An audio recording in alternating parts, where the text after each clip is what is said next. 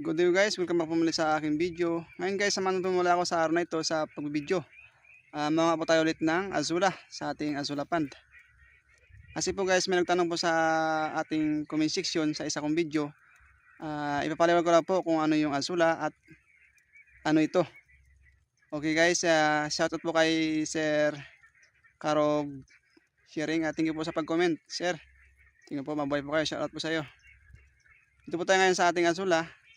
At ipapaliwag po natin kung ano ba yung Azula at kung ano ba yung benepisyo makuha rito. Guys, ang Azula po guys ay isang uri po ng water lily na nabubuhay rin po sa tubig.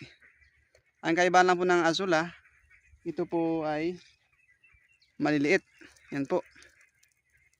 Guys, pero guys, meron pa pong mas maliit dito. Yun po yung tinatawag na duckweed na pwede rin pong pakain sa ating alagang itik man po or manok nating minimix sa ating darak or sanang saging. Ito po yun siya, idol.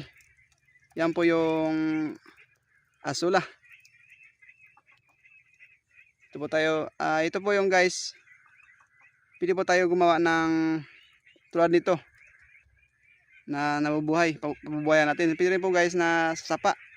Meron po tayong fish na maliit. Pwede po doon guys, nabubuhay po siya. At para po tumaba yung ating Azula, ay kailangan po nating maglagay ng cow manure or chicken manure. Ito po yung kanilang pagkain. Kumbaga sa atin ay pagkain. Ito po yung yan po yung ating Azula. Ngayon po mga idol, mamawa po tayo ng Azula. Ipakita ko po sa inyo sa video nito na kinakain ng ating alagang itik yung ating Azula na ating nanim. Kaya thank you po sa pag-comment, Sir Karog Sharing. Thank you po sa pag-comment. Kung meron pa po kayong mga comment dyan sa ating comment, mag-comment lang po kayo sa ating comment section kung meron po kayo hindi natindihan. Yan po guys, mabilis lang po yan siyang lumaki. Sa loob lang po ng 7 araw o isang linggo. Guys, mabilis po siyang lumaki, dumami. Lalo na po guys kung nilagyan niyo po siya ng tae ng kalabaw or manok. Mabilis po siyang dumami.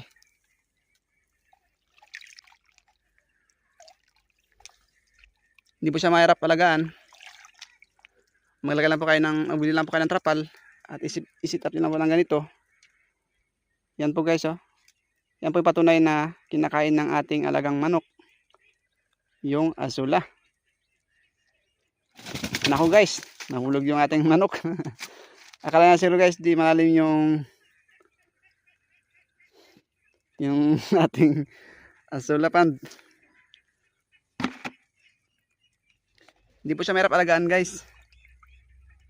Kaya kung ako sa inyo guys, magtanim na kayo ng Azula. Kung gusto nyo po magtanim sa mga followers ko dyan, ay bumisita po kayo doon sa aking farm. Bibigyan po kayo, libre po to. Para sa mga magsisimula pa lang mag-farming. Namigay pa ako guys. Basta subscribe lang po, joke lang po. Basta magpunta lang po kayo ito guys, mag-comment lang po kayo or mag-message lang po kayo sa akin. Bibigyan ko po kayo ng Azula. Panimula nyo po, bibigyan ko po kayo ng panimula nyo. Hindi po siya mahirap alagaan. Tingnan mo guys, ang taba niya po, di ba? Green na green po siya guys. Ganun po kataba yung ating Azula. Bali guys, isang linggo na po ito na hindi ating narbisan. Kaya medyo dumami-dami na rin po siya guys. Kung nakita niyo po guys, punong-puno po yan. Nasa ano po to? Nasa 5 or 6 na trapal po to. Okay mga idol, ito na po yung ating nakuhang Azula. Ngayon po ay magpapakain po tayo sa ating alagang itik. Papakita ko po sa inyo kung gaano sila kalakas kumain ng Azula. Yan. Guys, narinig po yan guys. Sumisigaw na po sila dahil alam nila na bibigyan tayo ng pagkain.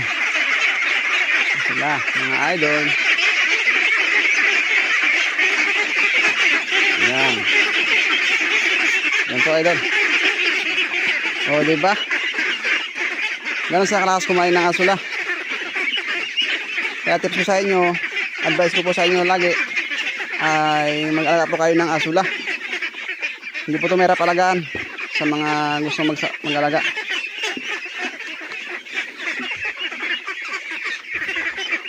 Yan guys. Yan siya karakas kumain ng asula.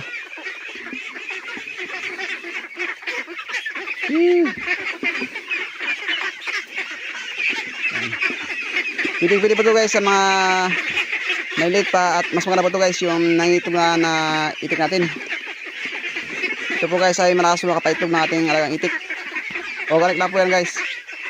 So guys, hanggang lang po yung aking video. Kung guys hindi ko pang inyong suporta sa aking video, sa aking channel sa YouTube,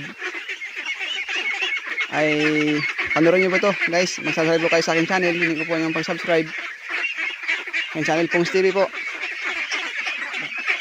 Sige po sa panonood ng aking video. God bless po sa lahat.